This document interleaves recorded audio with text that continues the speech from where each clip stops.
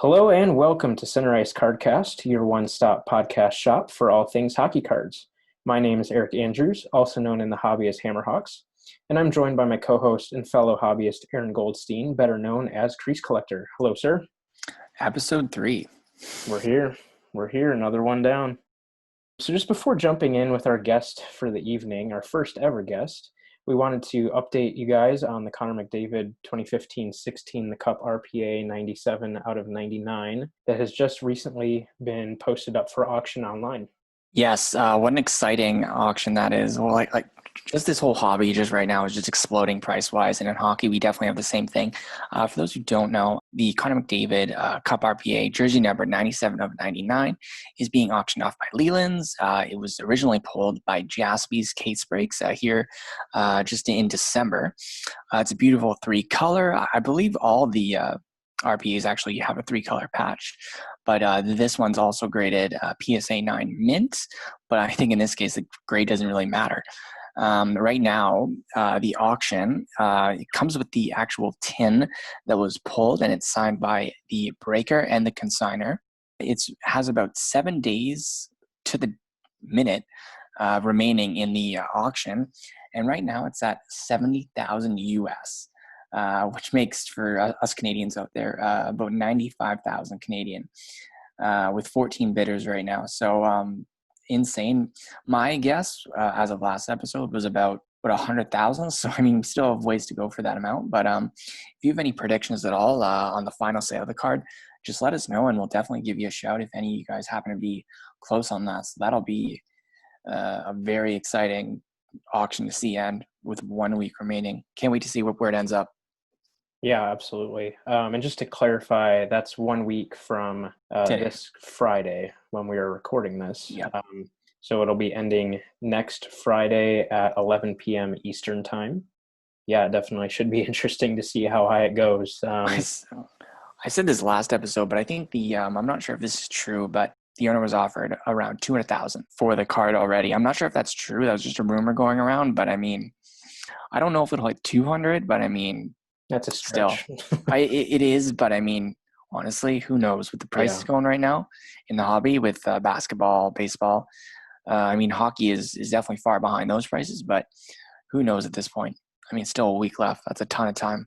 Yeah, even just earlier this week, there was a time span of a few hours where it jumped up. I think it jumped up like $18,000 or something just in a few hours. So I mean, so there's still time. I mean, especially honestly, the big players might not even be in the auction yet. They might be waiting for the last day or the last 2 days. So who knows where this thing's going to end up.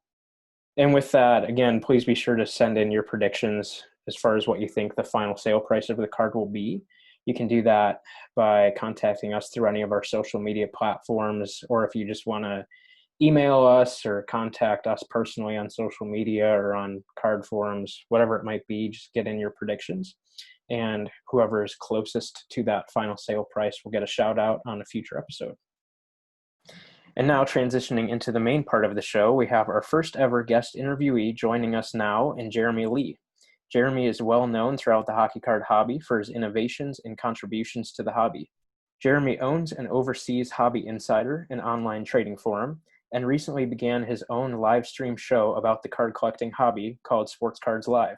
Jeremy, thank you for joining us. How are you doing today? I'm doing very well. Thank you for having me, fellas. Absolutely.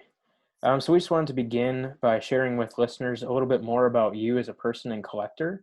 A lot of people are likely familiar with you in terms of owning Hobby Insider and Sports Card Live, but might not know much about you outside of that. So maybe just going back to the beginning, how and when did you get started in the hobby? Well, I would say I got started in the hobby when I was really young. I was probably, my earliest memories of cards are from when I was like 7 years old. That would have been 1979.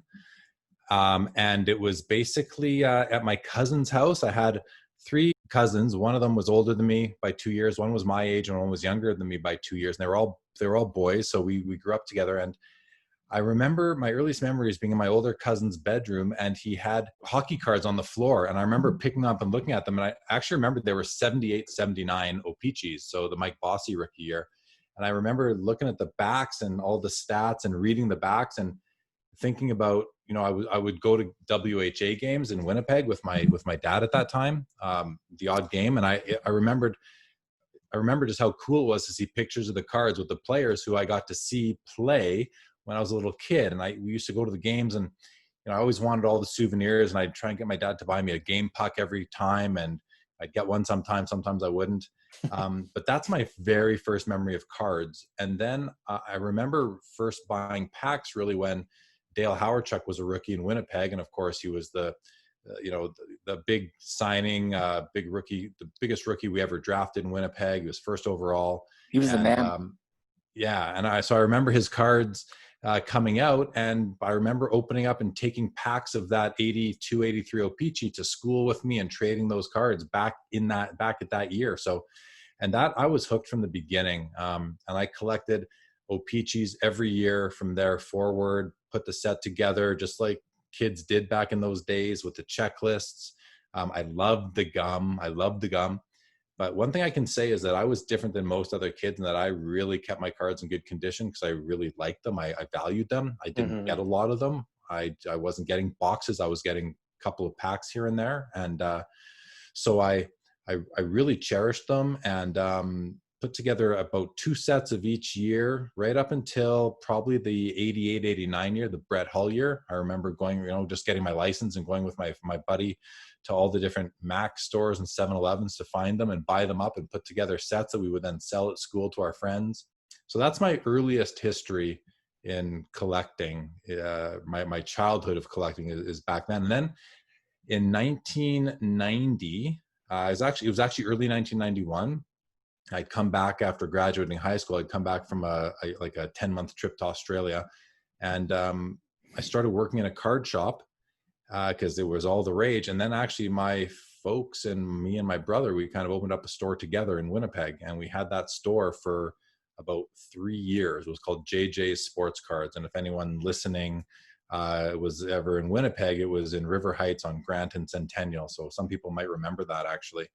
And but we weren't around too long. I was in university. I was going through university and kind of thought, well, maybe I just don't have time to run the store at the same time. And was kind of losing a little bit of interest in like 93, 94 when, it was just the end of the big boom. And I lived through the boom, and, was just, wasn't as interested in it. So I kind of, from there, we ended up closing the store.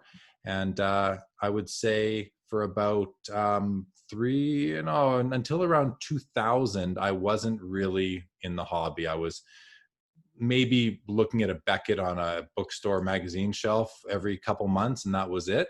But I wasn't active. And then I got active again pretty seriously in 2000, and I haven't looked back since then. So that's kind of my history up until getting back into the hobby. I mean, I can keep going, guys, and talk about 2000 through to 2020. One thing I will mention, though, is that I remember the day the first Beckett came out, hockey. I remember when the first, as soon as 89 came around, Upper Deck came around with baseball, and then 90 came around, we had all these hockey brands. I certainly remember when the first Beckett hockey magazine came out, and taking it to my bedroom and looking up all these values and realizing that my Steve Yzerman rookie was now worth $40, and it changed everything. That's awesome. Everything. Yeah. That's awesome. I can only imagine that being the first, seeing Beckett hockey come on the scene. It was amazing, because you got to think, but until then, I remember going to Abdi Cards in Winnipeg in the back of Book Fair. Some listeners will definitely remember that. And I remember buying my Mario Lemieux rookie card for 25 cents from them. Man, come on. Yeah, for 20.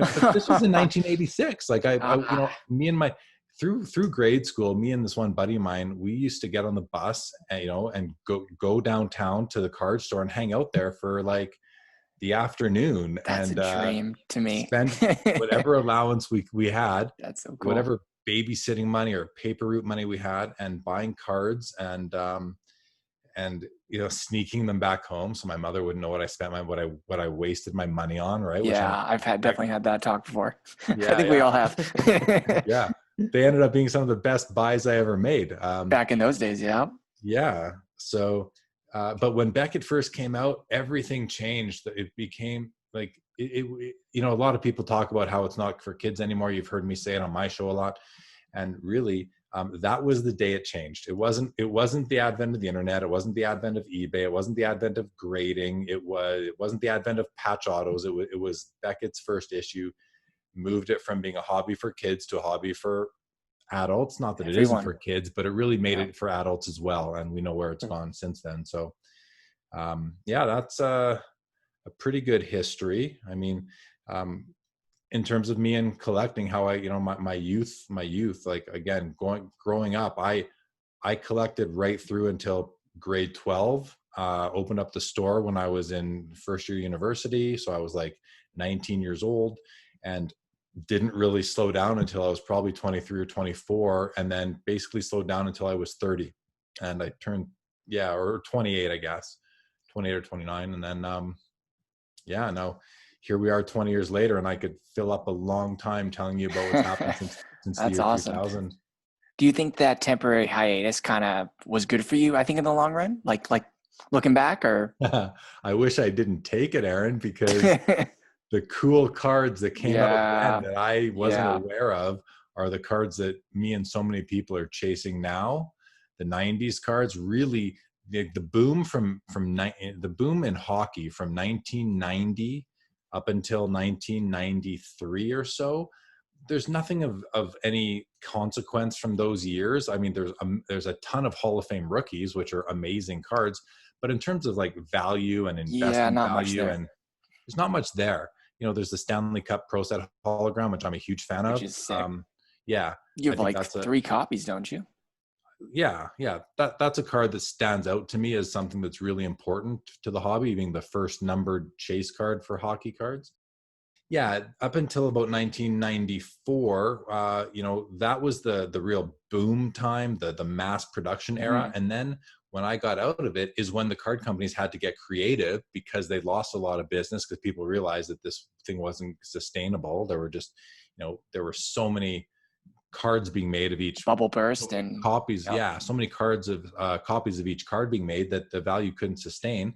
So the card companies, I mean, a lot of them went out of business. A lot of collectors went back to their previous lives, and the card companies had to get creative. And in doing so, they made some amazing products from like 1995 through the year 1999, 2000. And I wish I wasn't out. I'd have a much greater understanding today of these cards that I now chase had I been involved back in the second half of the 90s. Do you have a favorite card during that time, or a favorite set during that time that you missed out on that you wish you would have capitalized on originally? Well, you know, it's tough. I know. The easy answer is, you know, all the 90s basketball inserts. Because I collected all 4 sports from back from as early, as early as the late 80s. I was collecting all 4 sports, not just hockey, but hockey has always been like 90% of my collection. But I was certainly always collecting. I mean, I remember buying packs of 80, 81 Topps basketball, the Jordan Bird rookie card. I bought those in the packs, and I actually have a vivid memory driving in the backseat of my mother's car from the drugstore where I got some packs and opening them up and tearing them apart at the perforations, because why wouldn't a kid tear these cards apart? Of course, that's a very logical thing for a kid. Well, they were meant to be torn apart back in those days, which was really cool. But so yeah, if I could go back in time, I would definitely be buying 90s basketball rare inserts, but not only basketball, baseball, hockey, football, all of them. If you look what they're doing now, I mean, hindsight's 2020, obviously. Yeah. So, but you know, if there's one card, I mean, in hockey, those StarQuest Golds are extremely those are rare. insane. I've never owned one of those. I wouldn't mind one of those perhaps, but you know, I would definitely be chasing those precious metal gems from basketball. That's for sure.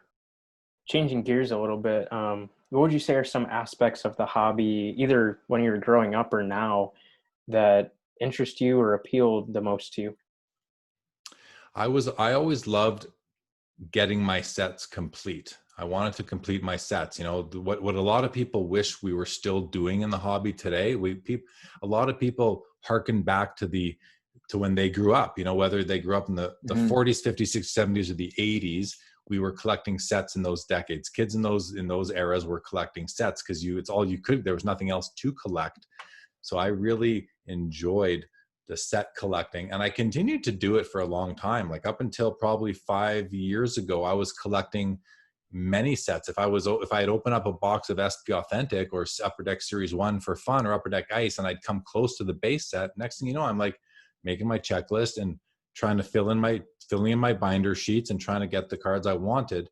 And it was probably only about 5 years ago that I just decided I just don't have the room. It's a lot of cards. Yeah. I don't need them. That's too much. Yeah. Right. I'm never going to look at them.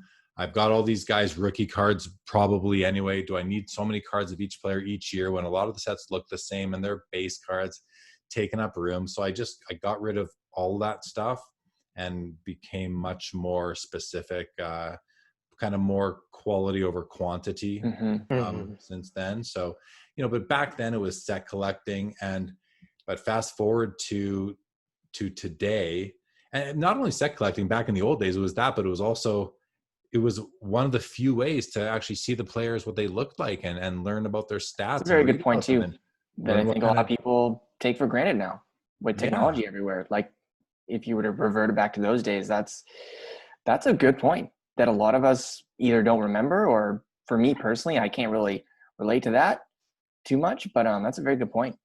Yeah. And it was also like there were the fun facts that they put on the back of cards, like such and such player sells cars in the off season. I mean, it's hockey players needed second jobs back then, and that's what they're talking about on the back of their cards. So that was very neat. Cool. But if you fast forward now to the last 5 years, or even the last 15 years for that matter, really since the internet became a thing and online communities started forming. I mean, I'm a veteran of the Beckett message boards days, which I think were the first message boards. And I kind of wish I had some screenshots of those days, just because I kind of forget what they looked like. But, and then when they closed down those boards, we all migrated over to Hobby Insider. The hockey guys did, and the basketball guys went somewhere, and baseball guys went somewhere. There's a lot of those places still exist. So what I'm getting at, though, is, we went from the message boards to now Facebook and Facebook groups and Instagram and YouTube and podcasts and all these different things. And it's really, to me, really, it's about now. What I just love is, especially doing Sports Cards Live, is just bringing just the information, the easy access to it, the fact that we can, three of us right now sitting in three different parts of North America can gather and have a conversation as if we're sitting across a table from each other. It's not really that different. No, it's not. Yeah. So it's really about, relationships and wheeling and dealing. I love cards. I love collecting them. I love buying them. I love anticipating them coming into my mailbox. That's the best, worst thing ever. Right. It's especially now, it's taking so long, but whatever. Yeah. Hey, we got to be patient. I'm patient. I'll be patient. The cards will come, but I love the anticipation of them coming. It's exciting. Even when mail is working at normal speeds. I love when they come. I love opening that bubble, and I try not to look at who it's from because I don't want to know what's inside. I'm the opposite. I see the name and I'm like, I know exactly what's in this envelope. Yeah. See, I try not to look at that. I open it up. What I do is I look at the postage to see how much they spend compared to what they charge. Yeah. I like to see people what different strategies are out there. We'll call them. Yeah, definitely very interesting. But I love opening up the envelopes. And I try not to see it. Even I want to open it up, and I don't want to see it until hide it from yourself. Finally look at the card and I see what it is. I love, and then also, it's like we buy these cards, we love them, we get excited, we want to show them off and share our additions with our hobby community. But then oftentimes they just go into the closet or into a box, almost never to be looked at by a lot of people, myself included. Lots of cards I don't look at a lot. So what a lot of people do is they don't look at their cards. They receive them in the mail, they look at them, and they get put away. So what I love to do is I like to let them sit on my desk for a little while. I like to let them sit there. I can enjoy them for a few days. And then I get a lot of pleasure, if you will, from what I call processing them into my collection.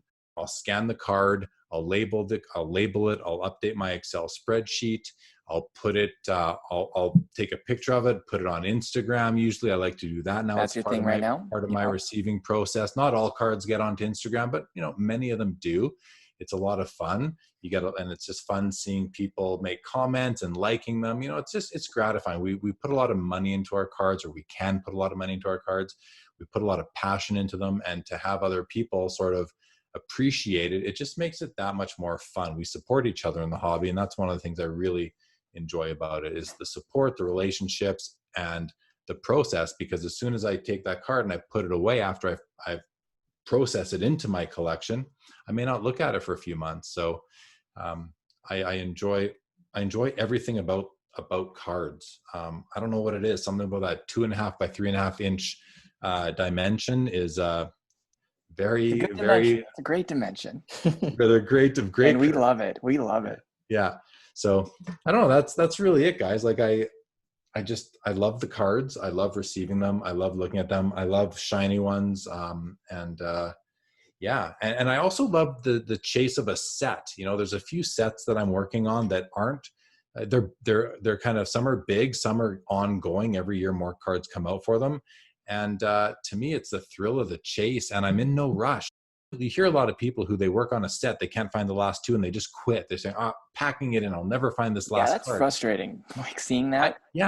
But I don't want to find that last card, because when you find that last card, it's over. It's over. Then you see so many people sell the set. And I mean, I've done the same thing, but so now I'm trying to be a lot more picky with what I collect, that I'm going to make sure I'm going to enjoy to keep it in my possession for many, many years. If you don't mind, you totally don't have to, but do you mind naming a couple of the sets you're kind of going after? Sure. Yeah. There's the 2014-15 Upper Deck Masterpieces, the black framed memorabilia. Yeah, they're really cool. There's like 153 cards in the set or something like that. It's a parallel set, so they didn't have memorabilia for a few of the players, hence the awkward number of cards. But each card is out of either 15, 25, or 35, and they use all sorts of different pieces of memorabilia across all the players. The checklist is amazing. It's got everybody. Like if there's 3 different Gretzky cards in it to representing the different teams he played on, 3 of the teams he played on, and it's a beautiful one. The other one that I collect quite actively is and another parallel set from the Cup are the base patch parallels that are they used to be out of 10, now they make them out of 8. Sometimes they're known as the gold patch parallels. Yep. And I only collect the ones that are not autographed, because they were all non-autographed for most of the years until I think 2013, and then they added some of them autographed, which I was pretty disappointed about, because it ran up the price on them. Well, all of a sudden there's all this scribbles on these cards. On it. What's this? You ruined my card. Yeah, so now I just collect the ones that aren't autographed, and I ignore the ones that are, even though they're beautiful. But I just who can do that year after year? It's a lot of work. It's tough on the wallet for sure. No, I've seen your hoards with the I think you're up to around 300 or so, 250. 274. Card number 274. I posted up yesterday. I have it still sitting on my desk. The Marcel Dion. Yeah, that's a good one. From the second year. Our listeners can't see that, but that's a beautiful card. Yeah, I tried it, and I'm not looking for every card in the set, because if I'm down to one card and like it goes back to 2005, so we're talking it's an ongoing project. Yeah, 15 years of the Cup so far. I've got 275 or 274 of them. I don't ever expect to finish this. I don't even care if I do. I'm just enjoying the process and the cards that I have, and I ignore a lot of them because I want nice patches. So if a one color comes up, I'm not buying it, even if it's the last card I need for that year. Just I don't care enough to add that card. You are a very patient collector. Yeah. One thing I've learned, and a big piece of advice I would give anybody, is there's always more cards. There's always more cards to come. And if you're patient enough, even the rarest of cards will turn up again eventually. So you just have to be patient and not worry about missing a card. But I'm also not a completionist like a lot of people are who collect certain players. Like you guys, for example, you want every card of your player. I don't. Double-edged sword. I don't need every, like you guys and others send me links to Dale Hawerchuk cards all the time. It's like, I'm pretty picky now. You got to really wow me to add a card. How many do I need? I'm just not one of those real completist type of player collectors. I respect that. To teach their own, it's perfectly fine. No problem at all. Hey, exactly. collect what you like, and yeah, right. That's Exactly. the mantra. Great motto. Yeah. Yeah.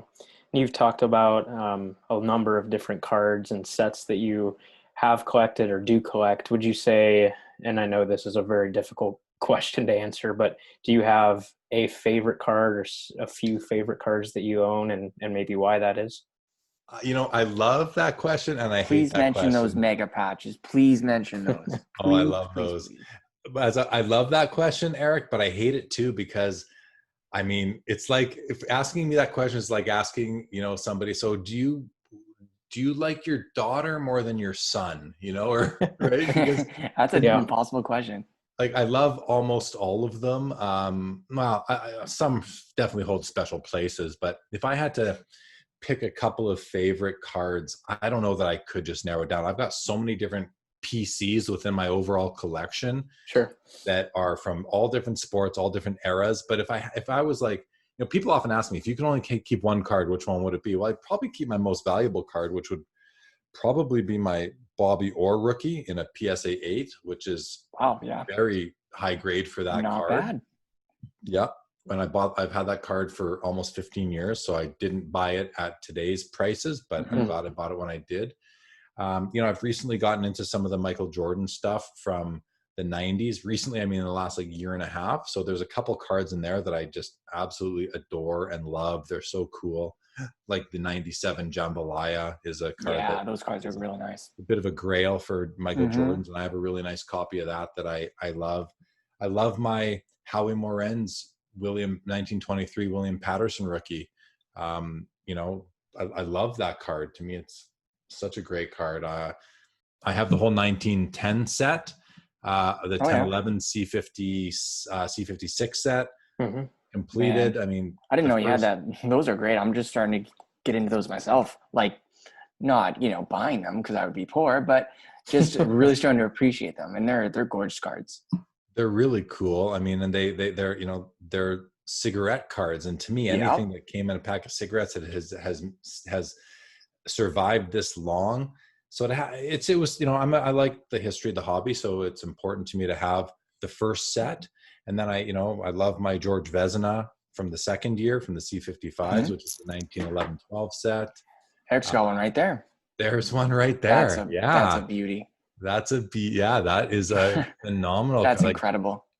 That's such a great card. I mean, it's so undervalued in my mind too. I love my Gretzky rookies. I have a few of those. I love, I have the ones that people will see at my booth at card shows, but I also have my personal copies that I love.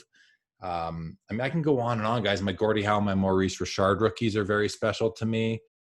So I collected rookie cards going back to when I was a kid. And when I opened up that shop with my parents in 1991, my buy-in to the business was inventory. I contributed one set of O-Pee-Chee hockey from 1980-81 up until 89-90.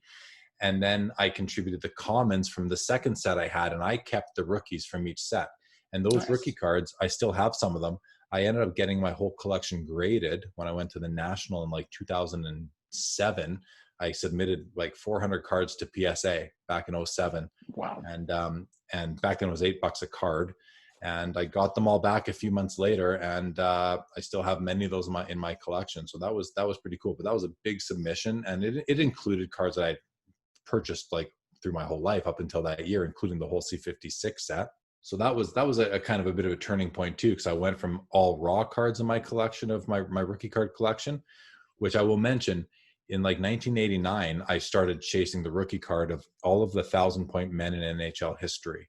And I completed that at some point in the early 2000s. And funny enough, I don't have it anymore. I've moved those cards, and now I don't have the whole collection anymore. But that was a cool topic, or a cool theme to collect, because every few years more players were added to that. And at the time, when I did it, there were 60 players that had 1,000 points. Now there's 80 something. So it's something that continues to grow. Really cool, real cool grouping of cards. So I had all those graded in 2007, and then I became a graded card collector, and I really started expanding into rookies from other sports that I hadn't had yet. And I've just always evolved with the hobby. keep on keeping on and finding new things to collect all the time. Oh, I really like that. I really like how you mentioned, like it's almost like your collection kind of grows with you, you know? I mean, like it does for all of us collectors, but for you especially, you know, going through, you know, like you grew up and stuff like that. And then just seeing how, you know, you go into card shop and now you had to populate the card shop. And then, you know, you ended up with these cards and you got them graded and just kind of evolved with you. Those cards you've taken with you through your childhood and things like that. For sure. And as a young adult. I still have my original Gretzky rookie. I had it graded. It came back at PSA 7.5. And, you know, which is great. Right. And so two stories about that. Well, two things about that. The first thing is that I've since acquired a PSA 8. I bought it about 5 years ago off a friend just outside the Summit Show in Edmonton. And it's a beautiful 8. But so I had my 7.5 and I thought, well, I have an 8 now. Maybe I'll sell the 7.5. So I took it to the Summit Show with me. This is probably 5 years ago. And I have it in my showcase and it's not priced. And somebody asks me for a price. And at the time, the PSA 7.5 was selling for $1,000. Yeah. And I thought, well, I don't really want to sell. So I'm going to give him a price he cannot say yes to. So I think I said like $1,400. I said, but I guess I'd let it go for $1,400, but you can probably find one in the room for $1,000. So you might want to find someone else's. Well, he's like, oh, I'll take it. I'm like, oh no. and that was your childhood card, right? Right. So I actually said, I actually kind of reneged my offer. I said, oh, I didn't expect you to say yes. I can't let it go. I just can't let it go. I'm sorry. And I felt like a jerk because I didn't go with my word. But at the same time, had I sold that card, the emotional value of that card, it just wasn't, I was willing to make that. I was willing to compromise my word in the moment with this random person for a card that hey, I can't sell it. I changed my mind. I hear you. I've heard stories about people doing the opposite where they do sell their childhood cards and, do end up regretting it because it's the memories involved. So, I mean, I think it's good that you stood your ground on that one. Yeah. Regardless of the money. It's a lot of money, but. It was, but I felt like a jerk, but I was very happy at the end of the day when I still had that card and I still have it to this day and I won't sell it. I mean, and from a financial perspective, I'm glad I didn't because it's like tripled in value since that's true too. Yeah. Which is part of the reason why I probably didn't want to sell it because I would just believe in the Gretzky rookie so much. I think it's a fantastic holding. And who doesn't want a Gretzky rookie? So who doesn't want more than one Gretzky rookie? Right. But you know what I did sell? My Mario Lemieux came back at PSA 8 and I did end up selling that card. And I remember selling it to the guy I sold at the expo and I had upgraded. I have a PSA 9. So I thought I could let my 8 go, even though it was mine. And I sold it to the guy, but the guy I sold it to it was like I interrogated him before I was willing to sell it to him. Like, okay, what else is in your collection? Take good care of it. What other cards are in your collection? Like, how do you approach the hobby? Like, do you ever flip cards? Because if I'm moving this card, it's got to go to someone who's going to love it for a long time. I mean, I understand that once you sell your card, people can do whatever they want with them. They can. Some of them I just want to make sure. I hear you. Yeah. You've touched a little bit throughout our conversation so far about interactions and relationships with other collectors. Would you say that there's any specific experiences, whether it be a trade or you're purchasing something or anything like that stand out to you as being really good memories? The first thing that pops into my mind, I mean, I've had if you guys have watched my threads on Hobby Insiders over the years where I do my kind of my card show recap and I actually go through in detail about the deals I did because I track everything. And you keep that list of who you dealt with. Yeah. Sometimes I don't keep the who because it's just hard. But if I know the person, I'll definitely mark it down. I'll try and shout out everybody I can. But so I've had so many fantastic interactions at card shows in person. I much prefer the in-person dealing than the remote over the internet. But that's why I just love going to card shows. I love being at card shows. There's nothing like it for me. And so I've had so many fantastic deals with people, anywhere from like 70 to 120 transactions at a card show usually is what I've at Expo anyway. And I mean, there's probably a dozen from each one that I just love doing because it's one of those deals where everybody's happy. It was fair. I put a great card into a great collection, and maybe I picked up a great card for myself. But one thing that does stick out to me, to your original question, is there's one card that I once bought on eBay. It was, and Aaron, you'll like this because it's one of those in the game ultimate memorabilia jumbo patch one of ones. Those are beautiful cards. Yeah, it was one of the early ones that I acquired. It was the Mario Lemieux from the first year, which is the whole penguin shoulder patch. So the guy had it listed on eBay, and he had it at a pretty big price. And so I sent him an offer, and he wrote back and said, well, I do a little bit more sort of thing, but I'd like to do it in person. I said, where are you? He said, Toronto. And I was in Calgary at the time. I said, oh, that's cool. I'm actually going to be in Toronto at such and such time in the next couple of weeks. No, this wasn't during an expo. So maybe we can meet up. He goes, yeah, I'll come meet you at the airport. I said, oh, perfect. So he came to the airport and met me as I got off the plane. And I gave him the cash and he gave me the card. It's like a drug deal. Yeah. Oh, how many drug deals have I done in parking lots and met people? Card deals, of course. From afar, it probably looks like a drug deal. But we did the deal, and then this guy and I, we became friends, and to this day we're still friends. He actually comes to see me at the expo. He lives in the area, but he doesn't set up there. But he's actually one of my consigners. He'll consign cards for me on eBay to sell for me, cards that I'm too lazy to sell myself. And we became buddies. We chat on the phone every few months. We'll talk for an hour and just catch up. And I call him a friend. And it all was because of an eBay deal that we did the deal on eBay, but we consummated it in person. Mm-hmm. Yeah, that's just one example of a card that I bought that I really remember that whole process. But there's been so many over the years. Lots of eBay buying, lots. Not as many feedback as a lot of people, but I do buy a lot of singles on eBay as well, on ComC, through Hobby Insider, sometimes on Facebook, on Instagram. I've really enjoyed Instagram lately. It's a new one. It's been around for about, for the hockey community, it's been around since about 2015, I'd say, 2014, 15. It's evolved like that community in itself. I've been on there forever. So it's evolved to what it is now, but it's definitely a big outlet for sure. Yeah, and a lot of basketball guys on there, and maybe that's just the guys I've ended up hooking up with on there and following, and them following me. But there's a great hockey. A lot of people have joined, especially recently, since there's a couple threads on Hobby Insider and even some on other forums as well. Hey, are you on Instagram? Post your handle here, and now we're seeing more and more people signing up and posting their handles, and we're all following each other. So it's good to support. And what I like about Instagram is that, versus message boards, including Hobby Insider, is that it's quicker in terms of the comments, right? There's very little negativity. I see very little complaining, very little it's really, here's my card, and people like it or not. yeah, that's a great card. Some people make the odd comment, or but it's just shorter and to the point. Of course, the message boards have their benefits too. Hobby Insider definitely serves its purpose, and for sure, a great environment for many people. Nice community. Yeah. Pros and cons to each. Pros and cons to each, for sure. Yeah. Maybe just going off of that, now that we've been talking about HI a bit, for anyone who might not know, do you just want to share a little bit about the history of HI, and then also you acquiring it and taking it over? Sure. So Hobby Insider was created in 2003 originally, not by me, by the first owner.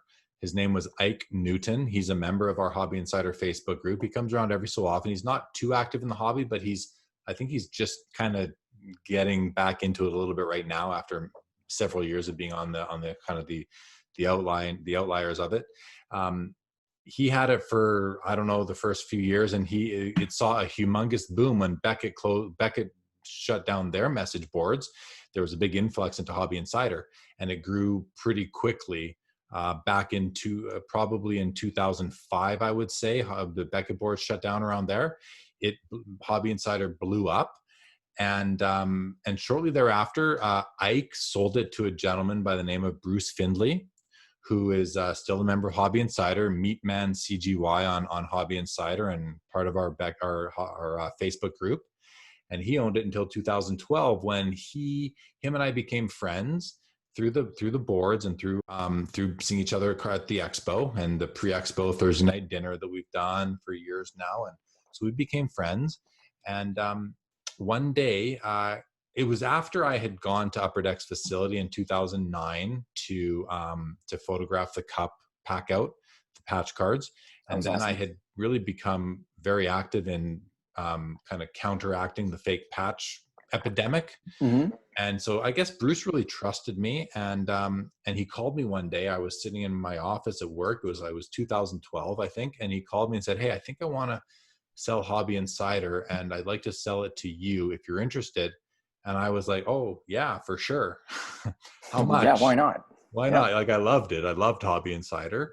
Great place. I was an active user, and I thought, hey, this is a great opportunity. Let's see if I can do something with it and like take it to a new level type of thing.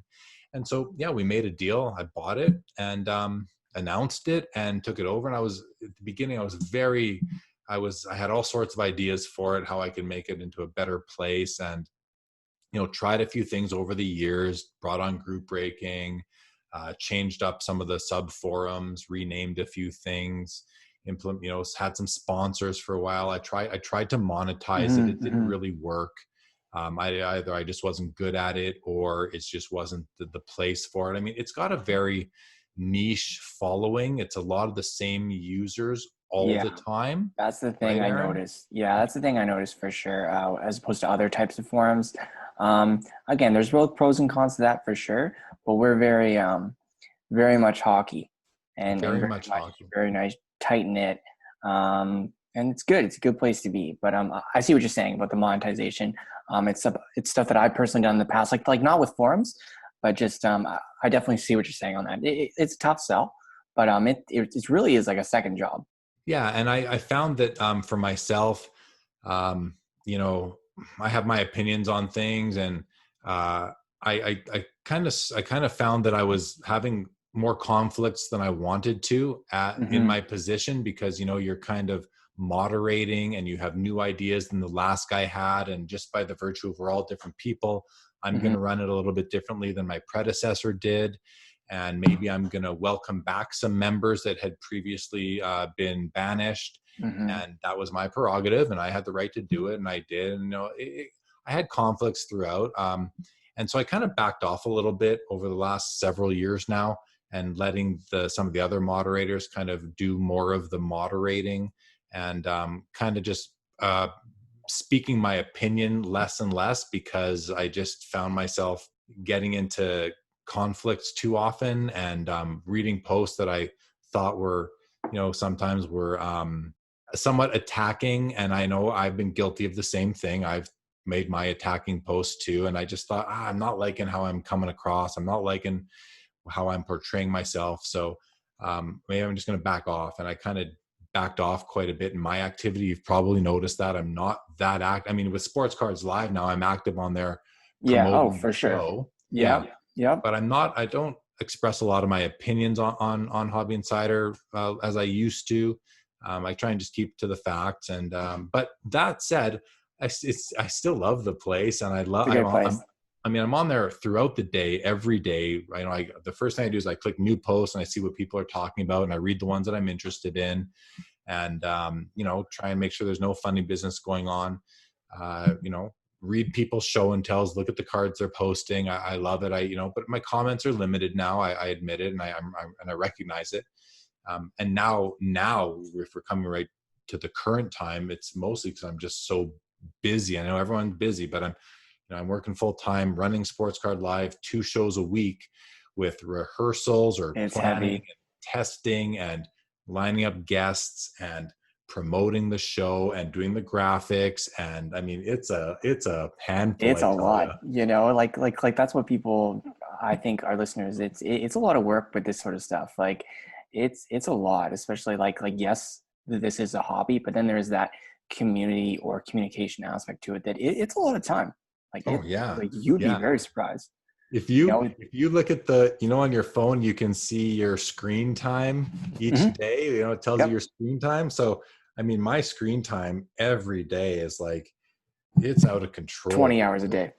You know, it's like I have days where I'm 8 hours of screen time on my day, and you know, that might even because I'm constantly monitoring my full-time job. I have stuff on my phone. Yep. The hobby, constantly looking at my saved searches on eBay, Hobby Insider, looking at Instagram, looking at Facebook, looking at Twitter, looking at YouTube, seeing what my subscription, new videos from the guys I'm subscribing to, seeing if new people have subscribed to my channel, seeing if there's comments on my videos, looking at the views. I mean, it's a lot. It's fun, but it is a lot. It is fun though. That's why we do it. And I wonder if it's bad, but you know, it's all, I consider it all to be productive. You know, it's not, I'm not just scrolling through gossip headlines it's, you know, it's productive. It has a purpose. Yeah. So, you know, my wife says, "Hey, what's your screen time today?" I'm like, 8 hours, 17 minutes. She looks serious. I'm an hour and 5 minutes. I'm like, oh my God. Yeah. You got to beat on that one. Just to switch gears here, and you can share as much as you want. I know you probably are keeping some stuff in the bag. I just want to touch on the Virtual Card Expo just a bit, if we could. I want to hear your initial reactions when obviously the expo isn't going to happen this year. Just your initial reaction to how you found out and what your first thoughts were on just having just a virtual expo.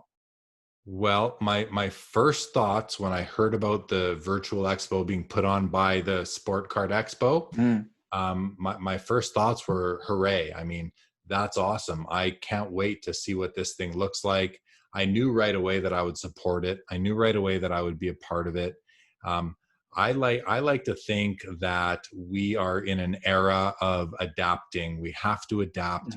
I'm not just talking about COVID. I mean, it's definitely an obvious thing, but like, if you're not adapting, you're going to fall behind. And let's not kid ourselves. The Virtual Expo is not a one-time thing. You know, even if we get back to normal life and we can socially have social closeness instead of social distance or physical closeness again, card shows will happen again in one form or another. But there's no reason that you can't have virtual expos to complement the regular card show, the regular expo. So I think it's going to happen. I think it's going to evolve over time. I think we just have to have expectations that are reasonable and not put too much pressure on the organizer, because, hey, he only came up with the idea in late March, maybe even in early April. It was very quick. Yeah. And he had to put this together from scratch. And, you know, I just think it's unfair for people to say things like, when's the information coming? It's fair to ask the question. It's constantly coming in. But to say like, oh, they better get some info out. Well, yeah, they know that too. Thanks tips. Like, of course they got to get some information out, right? Like, what do you think? This guy, he's got to try and replace some of his revenue from his business because the expo's not happening.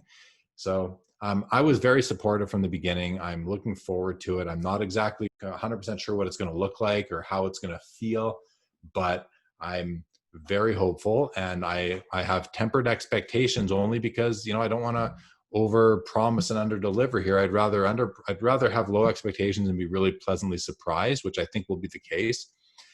So I was very excited when I heard about it. I forget how I first heard he was doing it, but his name is Steve Menzie, who owns the expo, and I talk to him regularly. So in one of our conversations, it came up, and I think I might have reached out to him to say, hey, do you want to be a guest on my show? Because I'm going to actually do a little expo type show during expo.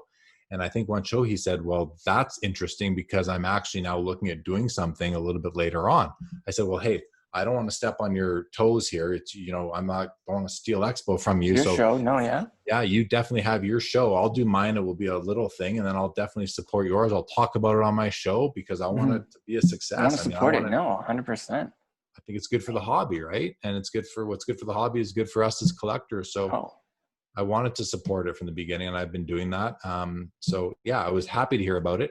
And, you know, there's some other things going on in the hobby virtually, like the guy, Justin, who I had on my show back on June the 3rd.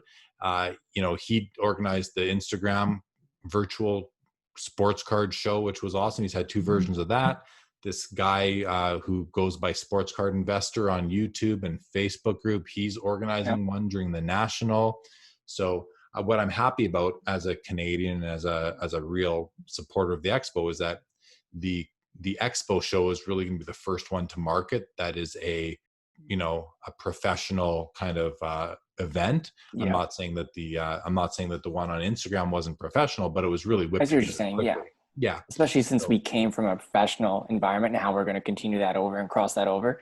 yeah. Definitely, it's going to be a big undertaking, with sponsorships, things like that, and a lot of money going back and forth. So, no, I see what you're saying for sure. If there's one thing that, I mean, me and Eric touched on it in our last episode, but if there's one thing that you hope that collectors can get out of the Virtual Card Expo, what would that be? Just for those listeners who are listening, who maybe not, they're 100% sold on the idea, like what could they really get out of it?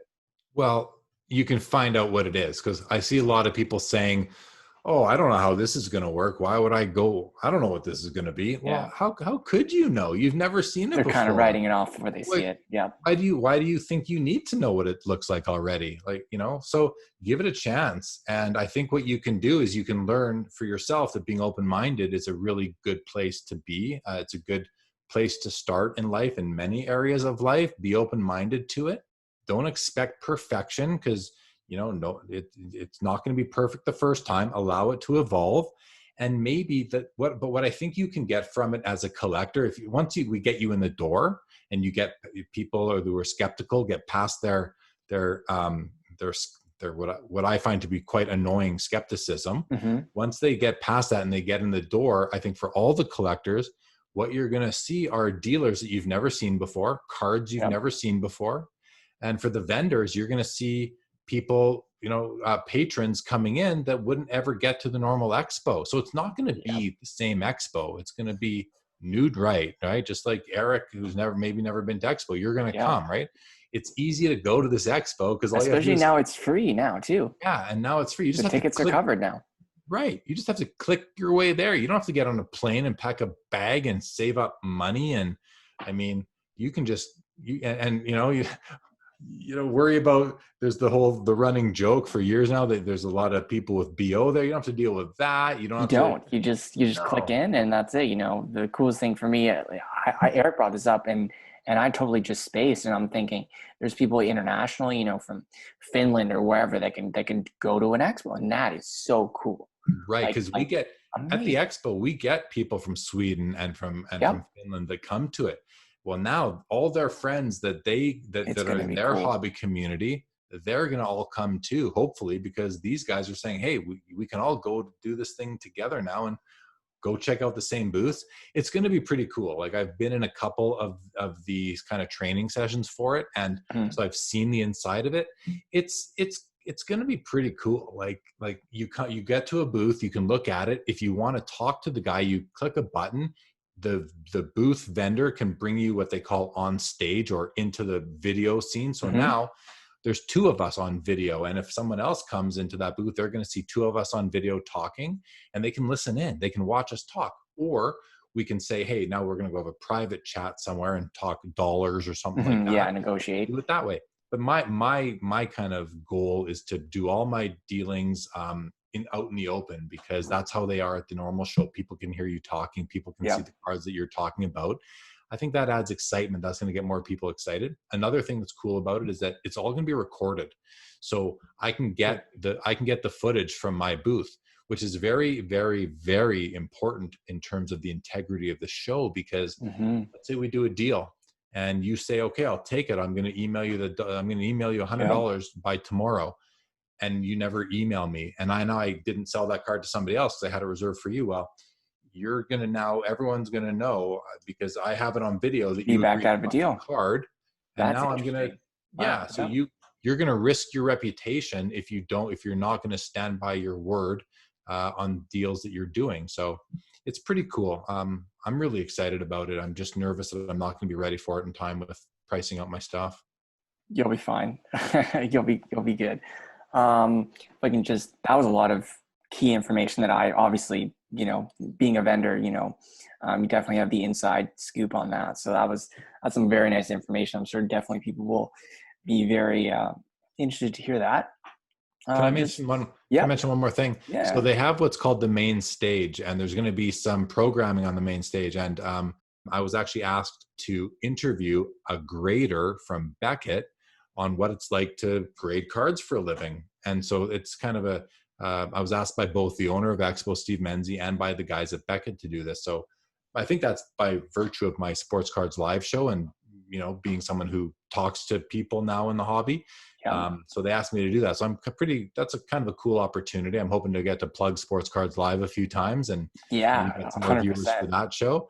And, but that's pretty cool because, it's my first time being asked to sort of moderate or host or interview by somebody else. So I kind of took that as a bit of a pat on the back. No, it definitely is. Speaking of Sports Card Live, you definitely touched on this probably quite a few times just in your show, but just for our listeners, just in case they haven't heard it yet, what initially prompted you to start a Sports Card Live? Well, that's a fun question because it started in mid-March. We were just realizing that this coronavirus thing was a serious issue and that things were going to change a little bit at the time. You didn't realize how much until about 2 or 3 weeks later. But so basically I was, it starts back. I was looking to sell some cards. I was looking to sell some vintage hockey cards because I had just bought my Michael Jordan jambalaya and I spent a lot of money on it and I wanted to recover some of that money. And I thought I want to sell some vintage graded cards, but I'm just too lazy and to sell them on eBay. So I went and I thought, well, maybe I'll sell them through one of those Facebook groups. So I reached out to some moderators on one of the Facebook vintage hockey card groups. And I said, hey, do you mind if I broadcast live to your group and show cards and try and sell them? That's awesome. They said, yeah, that sounds good, but you have to follow our rules. So everything has to be priced and you can only show vintage cards. So nothing after 1989. Yeah. So I said, okay, no problem. So I went live one day. I hit go live, and here I was, my first time ever broadcasting live. That's cool. And I just showed the cards, and I said, I'm asking this much for this one, this much for this one. I was getting comments and questions. I was interacting with the people, and so I was on for about an hour and a half, and I did probably about 10 deals, sold a bunch of cards, sold some big cards. Like I sold a couple of Gretzky rookies through it. I think I sold my Terry Sawchuk rookie that way. Not bad at all.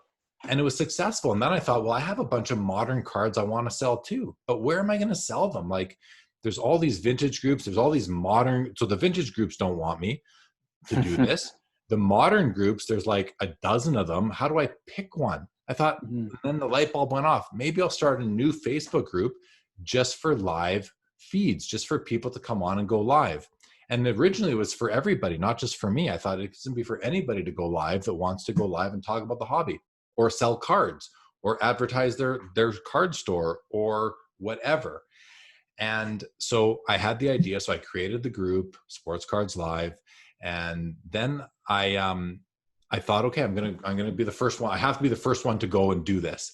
So I decided I'm gonna go live. It was, I think, April 16th, and I went on and I sort of described what my plan was for the Facebook group. And at that time, I also was watching some hobby content on YouTube, and I was talking to a fellow collector by the name of Sean Math, who you guys probably know from online. He was the guest he was my second guest ever, I believe, on show number 3. And, but we were chatting leading up to this.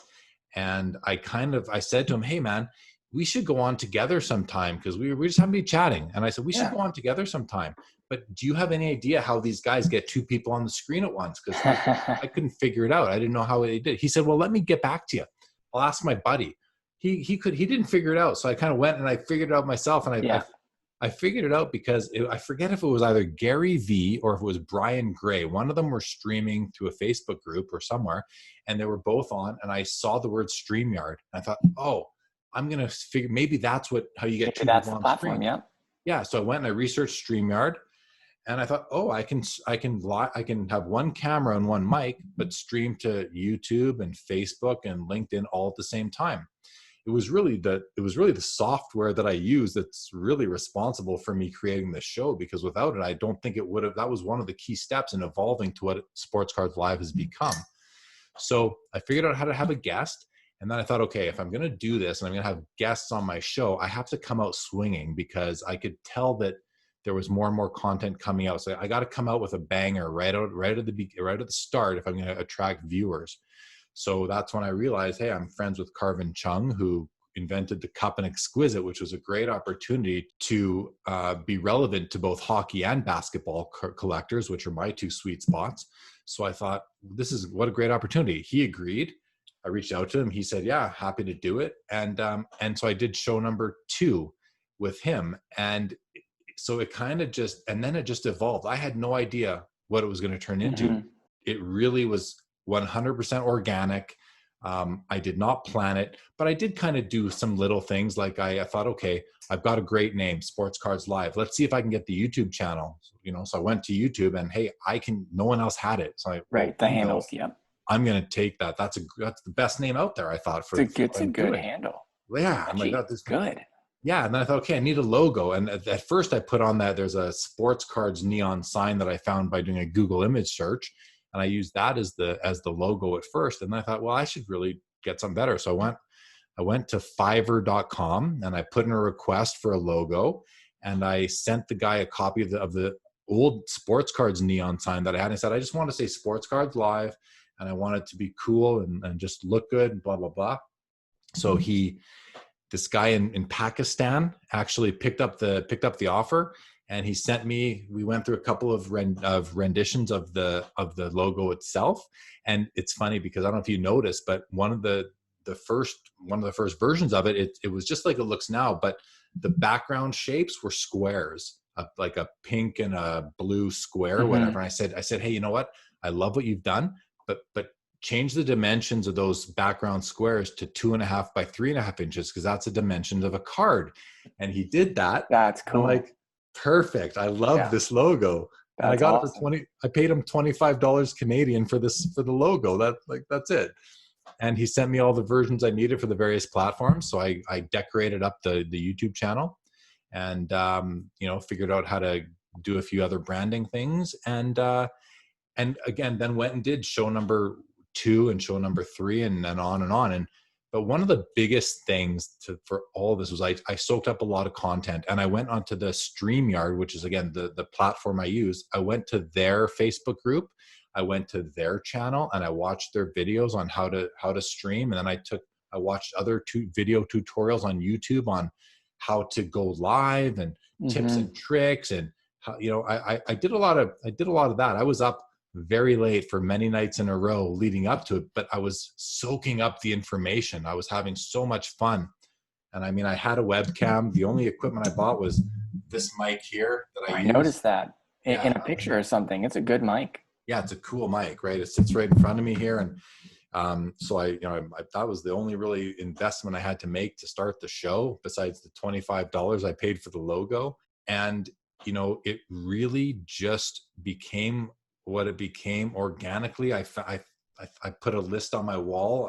One night I stayed up late and I took stickies and I just wrote people's names I thought would be cool guests. And as I get them, I cross them off and take them off. That's exciting. That's so cool. Yeah. And I've still got guys on there that I hope to get on one day, and guys that are scheduled to come. And then the guests I guess I'm pretty well connected. So I know a lot. Oh yeah. A lot of people. Is there anyone that, because obviously you've done a lot of reaching out, to guests, to potential guests. Has there been anyone out that has surprised you and have reached out to you? Like, if you don't want to give any names, that's fine, but that have reached out to you that you've been really surprised at? Not really that's reached out to me. I've been pretty picky about who I've had on. That's fair. At the beginning, I can tell you I had some names on my list that I've taken off because mm-hmm. the show has just achieved sort of basically, like I just want the show to maintain its level of excitement. Excellence. Yeah. Yeah. I hear what you're saying. You have a standard and you want to keep that going. Well, I do. But that said, there's really, I don't want to sound like, oh, there's people that aren't worthy of it, No, because no. there's so many, a lot, like really, if you have a good story to tell, I'm happy to have you on one day. What happened though was that I just got so many guests lined up. I was booked like 2 months into the future. Mm-hmm. And I'm finally now at a point where come June 27th, I don't have any guests lined up after that at all. So I'm going to have to get back on the, figuring out who's going to come on and sending out some requests. But everybody that I've invited on, everyone has said yes. Nobody's said no. And people are excited. They love it. I love it personally. Yeah. It's a fantastic show. I've seen all of them. Really? It's great. I'm sure I speak for the masses. Honestly, it's a great show. It's awesome seeing it live, or even if I missed the episode, it's great that you kind of go back and picked off. As soon as you go to YouTube and see where you left off, it's Right. fantastic. As I know it's kind of all it's coming too fast right now, but is there any episodes that stand out to you that have been better than you've imagined? That's a great question, Aaron, because I always get a little bit nervous before the show. Always. I get a little butterfly. If I think about it during the day, I get a little butterfly in my stomach, because you just never know how it's going to go. And I've gotten a lot more confident, I will say, since the first, 3 or 4 or 5 episodes. But I still get a little bit nervous, and I'm not sure how it's going to, especially the Wednesday episodes, which are more collector driven. I find that the industry insider episodes on Saturdays are a little bit easier, because there's just more obvious things to talk about with the guy who owns ComC, or the guy who owns go on for days, and content will always be there. Right. Brian 100%. Price. He Tons can of stuff. talk for days. That's awesome. I don't even have to talk. He can do all the talking, right? He talked for the first hour of the show, which was great. Yeah, Brian Gray from Leaf. I mean, these guys are easy. Yeah. So I'm always a little bit nervous before the collector shows. And I always say to my wife, I'm not sure how it's going to go. And then after the show, she's like, how'd it go? I'm like, it was awesome. There hasn't been an episode that I have not been super happy with. I've been happy with all of them. But if I had to pick a favorite, and boy, I don't want to necessarily pick favorites, but I hear you. I mean, I had great response to my show just on Wednesday with Ken Reed. And one of the best responses I had was from Ken Reed himself. After the show was over, we were in the back room, if you will. Yep. And I said to him, and here's a funny story about the Ken Reed episode. Ken Reed was the first guest who would not make time to meet with me before the show. So usually, that's interesting. Usually I meet with my guests the night before for like an hour, and we just sit in the studio and we talk, and I explain to them how I run the show. Kind of, I have a checklist of things I tell every guest, just a checklist of things to go through. So he wasn't willing to do that. And I wrote to him, I said, hey, do you have time the night before to meet up, just to plan the show? And his response was, I don't need to plan. You can ask me anything. I said, okay. I mean, he's a broadcaster. He just, he's used to that. He's good on the fly. And I mean, that doesn't surprise me. Ken Reed that's how he rolls, I guess. That's awesome. Good guy. Yeah. And I didn't know how to take it. I was like, okay, is he just kind of doing this just to humor me, or? Yeah.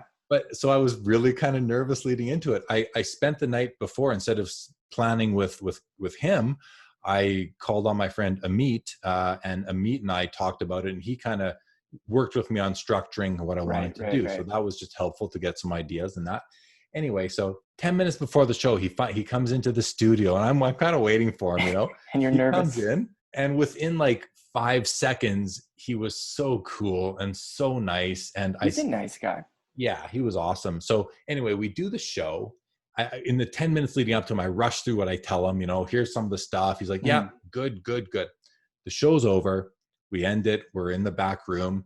And I go, Ken, I got to tell you. First he goes, man, that was awesome. Thank you so much. I had a great time. We talked about cards for an hour and a half. Yeah. But I got to tell you, you really put me to the test. You're the first guest who wouldn't meet with me before. He goes, yeah, I'm sorry. I was just busy golfing. And I said, it's okay. But then he goes on to say, he said, well, you could not tell that you don't do this.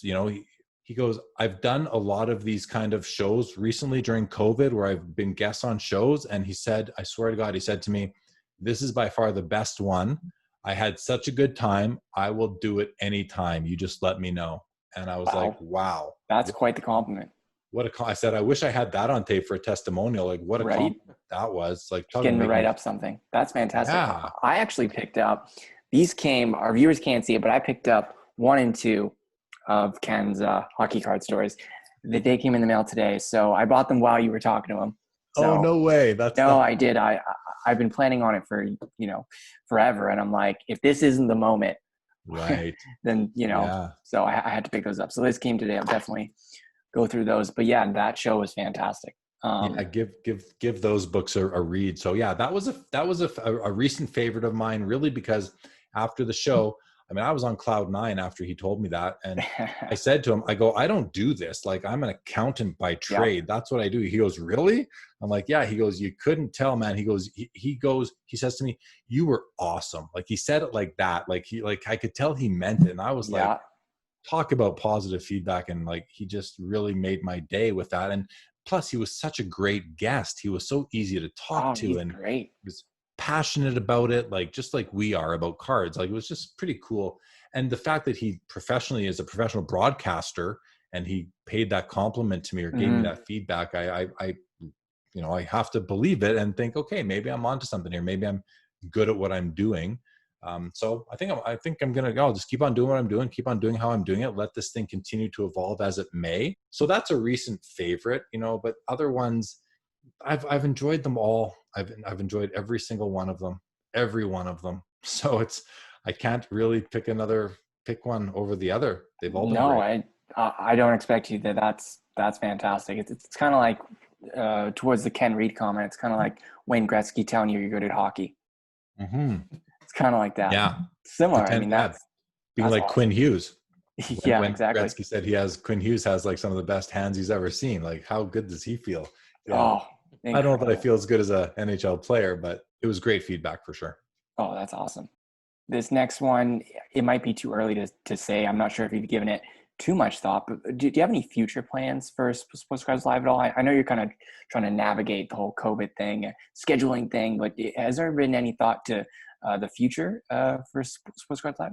Well, sure. Yeah, there has been, because people are always saying to me, keep putting out episodes. And I'm thinking to myself, it's getting tough to continue at the pace I'm at with these 2 live shows a week.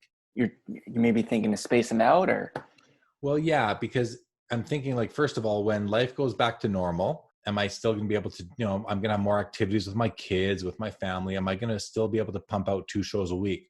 I don't ever want to go to less than 1 a week. I think I can manage that quite easily. So I do see myself going from 2 a week down to 1 a week eventually. But that's really as far as I've thought into the future. I want to keep it going as long as people are enjoying it and watching it. How can I stop? You can't. And I'm loving it. I enjoy it so much that I don't know why I would stop doing something I love doing. Right. So the only thing would be just reducing the frequency of the shows. And that's really it. I hope to continue to be able to bring on great guests. I think eventually I'll have to start bringing on repeat guests, but there's no shortage of people to bring on, other YouTubers, other podcasters, other collectors. There's really no shortage of people to bring on and showcase to the rest of the hobby, like who they are and what their place in the hobby is and how they approach their collection, and et cetera, et cetera. I just hope it keeps going. As long as it goes on, I'm going to ride it as long as I can and enjoy it and keep on collecting. And it's certainly become a big part of my life in the last 3 months. And it's literally born out of COVID. If it wasn't for COVID, I wouldn't be doing this. Basically what happened was I thought to myself, there's stuff going on. I want to be a part of it. And I don't want to come out of COVID without having done something special. Because I from the beginning, I recognized that COVID was going to be a special time, a time of change, like a real challenging, a lot of change, but there's some opportunity there. Yeah, but also there's a word that I'm not thinking of right now, like a transformative time, and I think I recognized it early, and I thought I want to use it wisely. I want to come out of this with something productive, and even though I don't like Sports Cards Live is not monetized at all. And I'm fine with that. But I still consider it to be very productive and enjoyable and something I'm proud of. And so I feel like with COVID, now we're kind of seeing the light at the end of the tunnel, even though, second waves and all that, but Right. we're starting to see signs of normalcy again in life. And I'm feeling like I created something during this time that I can really look back on and be proud of, that I've entertained a lot of people, brought great information to the public.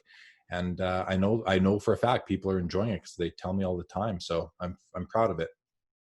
Perfect. No, we're definitely excited to see what comes next with Sports Cards Live for sure. Thank you. All right, Eric, I'm good if you are. I have no more questions. You've been awesome, man. You've been incredible. Like this whole podcast as well was born from COVID, and we've had some ideas kicking around. So, I mean, thanks for being our first guest, by the way. Just had to throw that in there. I'm just going back to Eric's message with all the topics. I just want to see if there's anything else there that I might think is worth talking about. But my background, aspects that appeal to me. What do I collect? What are some of your favorite cards? Covered a lot of stuff, but yeah.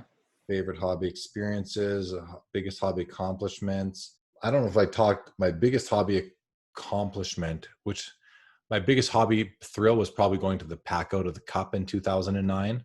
Touched on that briefly, but I can touch on how that came about, because I've talked about it on my show, but I'm happy to talk about it here. There's a big problem with fake patches out there, and a lot of it happens in Upper Deck's the Cup. And so I was a big collector of the Cup auto patch rookies from year one for the first like 5 or 6 years. And I spotted my first fake patch because I realized that, hey, this is the same card with the same serial number, but a different patch. And I thought, this isn't good. There's, I'd heard about fake patches, and now I'm seeing them and I'm identifying them.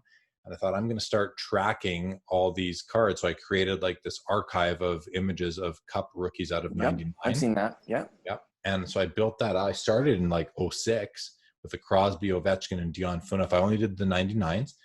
And I continued to do it each year. And then in like 2009, I wrote a big post on Hobby Insider, and I basically said that, you know what, I got a lot of money tied up in these cards, and I need better guarantees of authenticity on my cards. Yeah, I need to know that they're real. So I urge Upper Deck to start archiving the photographs of these cards so we can always refer and see what's real and what isn't. And I then went on to say, and I challenge Upper Deck to do this. And if they don't do this, I said, I'll come and do it. And I remember my exact wording was, I'll come and do it on my own time and my own dime. And I got a phone call shortly thereafter saying, are you serious? And I said, oh yeah. If you'll let me come, I will come do this. Number one, who doesn't want to go to the pack or to the Cup? I mean, that's my dream. A dream. It's amazing. That would be incredible. Yeah, exactly. So I said, yeah, I'll do it. And I'll even get training on how to, I'm not a photographer, but I'll even go buy the right camera and the lens, and I'll get training. I'll figure out how to do it. Yeah. I went to the camera store, like it's a store in Calgary actually called the Camera Store. And I was there for like an afternoon and I took cards with me and I laid them out on the floor just to practice. Like I really prepared for it. Spent like $4,000 on the camera, bought a plane ticket to North Carolina, met up with the Upper Deck team, and was at the pack out for 4 days with them, taking pictures of all these cards and archiving them basically. So I went and did that, and that experience was unbelievable. I mean, I like to say that if you have a patch card from 2008-9, the Cup, it's been in my hands, like just I've touched every patch card from that release. I don't know that anyone can say that about any release ever. No, so it's amazing. It's just a pretty cool, I don't know if it's a hobby accomplishment, but it's certainly a hobby experience that I had that I loved. I mean, that was a dream come true. I grew up wanting to work for a card company my whole life. I think we all do. Yeah. At some point in time, that's just, yeah. As like when Upper Deck first came out. I'll wipe their floors. I don't care. Right. I mean, I remember having my card store and thinking that Upper Deck, like I'm selling their cards, and yet they seemed so far away and so majestic and so big and powerful. And I'm just this kid running a card shop in Winnipeg. Like I thought to myself, how cool would it be to go get a job there? Little did I know I probably could have back in the day, fly down, knock on their door. They were hiring people back then. But anyway, so I never went and obviously worked for a card shop. And then I started going to school and developing a career for myself. And when I was making some money and could actually buy this camera and fly down there, I thought, I'll do it. I'll spend the money. And I went and did it. And that was an awesome experience. I'll never forget that. And I got to hang out with the staff at Upper Deck, and I got to know them. And I actually shared a hotel room with Carvin because I wanted to reduce my spend as much as I could. And Right. Upper Deck wasn't going to pay for my room, but Carvin was what we shared a room. We had a couple of queen beds and got to know him really well. And we've become friends ever since. We've been friends since really before that, but good friends since 2009. Yeah. And so he was my first guest on my show. That was all, it's all part of the same, the same trajectory of me floating through the hobby over the years. One thing doesn't happen without the other. If I didn't start taking pictures of cup cards in 2006 or saving pictures of cup cards in 2006, I would never have owned Hobby Insider. I would never have gone to the pack out. I might not be doing sports cards live, right? It's just the way things worked out. It's the way things happen. No, I mean, that's very cool. Very cool. Thanks for explaining that, Jeremy. Thanks for going into detail about that. Thanks again for your time, Jeremy. We really appreciate you sharing all of this with us. It's been really great to learn more about you as a collector and your experiences throughout the hobby. Would you just like to share with listeners about how they can connect with you and your hobby endeavors online? Sure. My Instagram handle is at jlee_cards. You can find me in many Facebook groups. You can find me on eBay and on Hobby Insider as Gomaz, Gomaz or Z, Gomaz. And yeah, that's where you'll find me. Awesome. Well, thanks again for your time, Jeremy. We appreciate you joining us. Thank you for having me, guys. This was a lot of fun. I'm enjoying your show, and I look forward to lots of future episodes. So keep up the great work, fellas. Thank you. All right. And for those tuning in, episode 4, around Father's Day, we're going to be previewing the 1920 Upper Deck Ice and just reviewing that. And just for you guys listening, to end the show here, what are you looking forward to when it comes to the 1920 Upper Deck Ice? The release is next Wednesday, June 17th. And I just wanted to also mention the Sports Card Forum sponsor, Sport Card Collective, is also doing an Upper Deck Ice Team Random case break. So if you guys want to check that out, you can. There is a free spot that is available in that break. So if you want to get your feet wet with the new Upper Deck Ice, but you don't want to pay out of pocket, that is definitely a good way to do so. And what do you think the Connor McDavid Upper Deck, the Cup RPA 97.99 will sell for? Just another reminder on that. We will give a shout out during another future episode on whoever's prediction is the closest to the final sale price, and we will definitely update you on that. And we will be posting these questions on our various social media accounts, so definitely keep an eye out for that. Well, I think that should do it for our 3rd episode with our first guest interviewee. I think it definitely went well, and I think Jeremy shared a lot of great insight and information about his time in the hobby. Hopefully you guys enjoyed what he had to say. We definitely are hoping to get more collectors like Jeremy to come on the show in the future, so stay tuned for that. Please be sure to follow us on social media. We can be found on Facebook, Instagram, and YouTube at Center Ice Cardcast and on Twitter at Center Ice CC. Please also be sure to subscribe to the show on your podcast platform of choice to make sure you never miss a future episode. Until next time on Center Ice Cardcast, keep collecting those hockey cards.